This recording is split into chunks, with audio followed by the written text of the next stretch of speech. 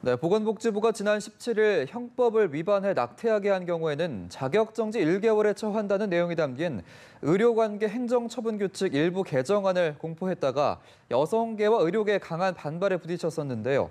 직선제 대한산부인과 의사회장은 불법 낙태 시술을 전면 거부하겠다는 성명까지 발표했습니다. 네, 이런 가운데 어제 복지부가 이러한 행정처분을 헌재 결정이 나올 때까지 유보하겠다는 입장을 발표했는데요.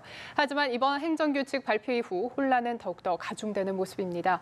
관련 내용 직선제 대한산부인과 의사회 원영석 총무이사와 함께 전화 연결해서 자세한 이야기 나눠보겠습니다. 안녕하세요. 안녕하십니까? 네, 안녕하십니까? 예. 의사회에서 사회적 합의가 이루어질 때까지 행정처분을 유예하는 게 타당하다 이렇게 요구를 했는데 이 요구가 좀 받아들여졌다고 보십니까? 우선 저희는 헌재 결정이 사회적 합의라고 보지는 않습니다. 예. 현재 결정과는 상관없이 복지부가 앞장서서 사회적 합의를 도출해서 모자보호법을 개선하고 궁극적으로는 비도덕적인 의사로 규정하는 잘못된 규칙을 폐지하기 위한 노력을 해야 된다고 저는 생각합니다. 그때까지는 여전히 개정 규칙이 유효해서 산부인과 의사들은 잠재적 범죄자 내지는 처분 대상자로 되어 있기 때문에 거부 운동을 멈출 수는 없습니다. 그리고 필요하면 회원들에게 투표를 통해 의견을 물어볼 것이고 사회적 합의가 이루어지면은 우리는 의사이기 전에 국민으로서 법을 준수하면서 진료에 임할 것입니다. 예. 이 보건복지부의 낙태죄 행정처분 공포에서부터 어제 유보 발표까지 이제 지켜보면서 의료인의 한 사람으로서 좀 답답한 마음도 들었을 것 같은데 어떻습니까?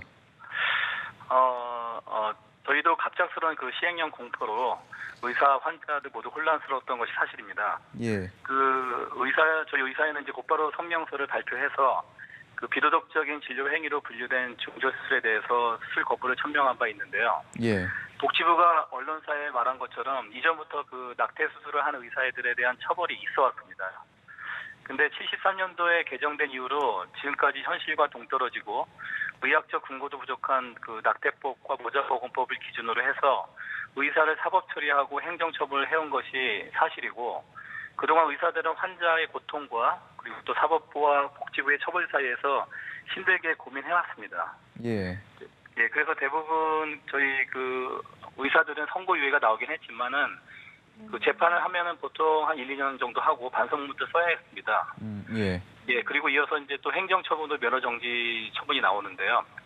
다만 이번에 개정되면서 낙태 수술을 하는 의사를 비도덕적인 의사로 낙인찍히는 것을 명문화한 것에 대해서 저희가 더 이상은 안 되겠다고 판단을 하고 인공 임신 중절 수술 거부 선언을 하게 이른 것입니다. 예. 예, 어제 보건복지부가 행정처분 유보를 발표했지만 그 전에 대한산부인과 의사회가 불법 낙태 수술 전면 거부를 선언한 이후 혹시 현장에 혼란은 없었나요? 지금도 많은 환자들한테서 문의가 오고 있습니다. 그리고 병원에 와서 직접 진료를 받고 도와달라고 호소를 하는데요. 예.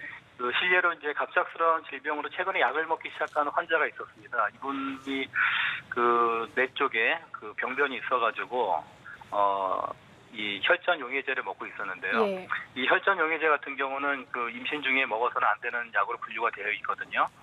그런 여성들이 만약에 더 이상 임신을 할 수 없고 또 마침 환자분의 어떤 경제적인 상태도 어려웠고 또 애도 2명이나 있었습니다. 예. 또 어떤 경우에는 결혼을 예정했다가 갑자기 남자친구 헤어지면서 임신한 몸으로 찾아와서 제가 새 삶을 살 수 있도록 해달라고 도와달라고 호소를 합니다.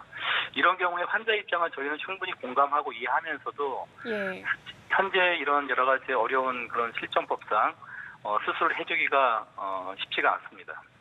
예, 어려운 현실을 말씀해 주셨는데 지금 일단 낙태는 불법으로 규정이 돼 있는 상태인데 낙태를 둘러싼 현실과 법규 사이의 차이 좀 큰지 여쭙고 싶습니다.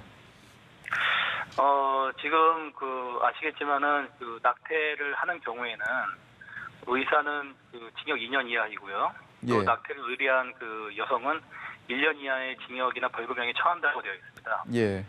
그리고 거기에다가 이제 아까도 말씀드렸지만은 저희는 행정처분이 따라오게 돼 있어요. 예. 근데 이게 형법이라는 것은 또 형법대로 우리가 구속을 당하고 동시에 행정규칙 인해 가지고 면허정지 처분을 받게 되는데요. 예. 의사들이 실제적으로 이런 두 가지 고통을 받게 됩니다. 그래서 면허정지 처분을 당하게 되면은 병원을 한 달 동안 유지를 못하게 되는데 예. 대부분 이렇게 되면 폐업을 하게 되고 게다가 형법으로 선고유가 나온다 하더라도 그런 재판 과정에서 오는 여러 가지 고통 때문에 정신적인 트라우마를 많이 받기도 합니다. 그래서 예. 저희가 이런 모든 그런 상황에서 왜 의사들에게만 책임을 씌우고 그리고 또 수술을 하게 되는 여성에게만 그 책임을 전가하고 남은 그런 다른 사회적인 그런 많은 정치계라든지 아니면 정부라든지 이런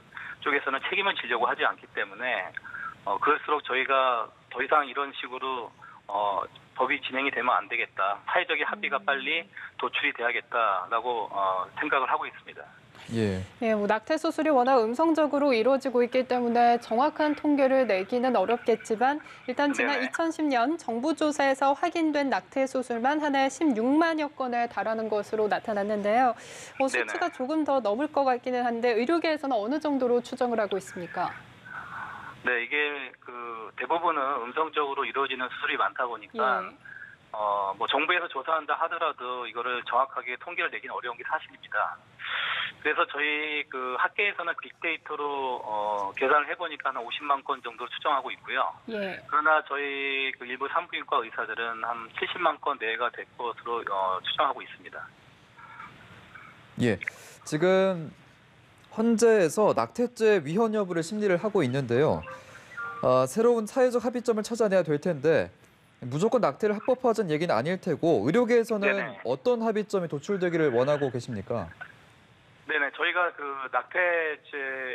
낙태법을 폐지해달라고 지금 요청하고 있는 건 아닙니다. 예. 지금 낙태법 자체가 워낙에 아주 오래된 사문화된 법이고 그리고 의학적인 기준도 충분하지 않고 또 여러 가지 사회적인 합의가 이루어지지 않는 상태에서 계속 유지가 되고 있기 때문에 지금 현실에 맞게 그리고 또 의학적 기준에 맞게 개정을 해달라는 겁니다. 예. 게다가 아까 한 해 이제 낙태 건수가 몇 건이냐고 이제 질문해 주셨는데 예. 이 70만 건에 해당되는 환자들이 만약에 저희가 이런 여러 가지 법적인 문제 때문에 수술을 못하게 된다면은 예. 이분들은 의료 사각지대에 몰리게 됩니다. 근데 중요한 것은 대부분 이런 수술을 의뢰하는 환자들이 사회적 경제적으로 약자인 경우가 많습니다. 그래서 이번 분들이 결국은 우리가 수술을 하지 못하고 그냥 방치하게 되면은 어떻게든지 수술을 하기 위해서 다른 외국에 가서 수술을 한다든지 아니면 지금도 불법으로 유통되고 있는 그런 중절 수술을 위한 그런 피임약이나 약들을 복용할 수도 있습니다. 그렇기 때문에 그런 약들은 상당히 여성 건강에 유해하고 또 음성적으로 찾아간 병원에서 수술을 하다가 의료사고가 발생했을 때에는 상당히 생명이 위험할 수도 있습니다. 그래서 그분들을 보건복지부는 어떻게 보면은 국민의 건강을 가장 책임져야 될 부서이기 때문에 그분들이 이런 의료 사각지대에서 벗어날 수 있도록 가급적이면은 복지부가 앞장서서 사회적 합의를 도출할 수 있도록 예. 노력을 했으면 하는 것이 저희들의 바람입니다. 예, 요약하자면 현실에 맞는 사회적인 합의가 필요해 보인다라는 말씀을 해주셨는데 오늘 말씀 네네. 여기까지 듣겠습니다. 지금까지 감사합니다. 직선제 대한산부인과의사회 원영석 총무이사와 전화로 연결해서 자세한 이야기 나눠봤습니다. 고맙습니다. 고맙습니다. 네, 감사합니다.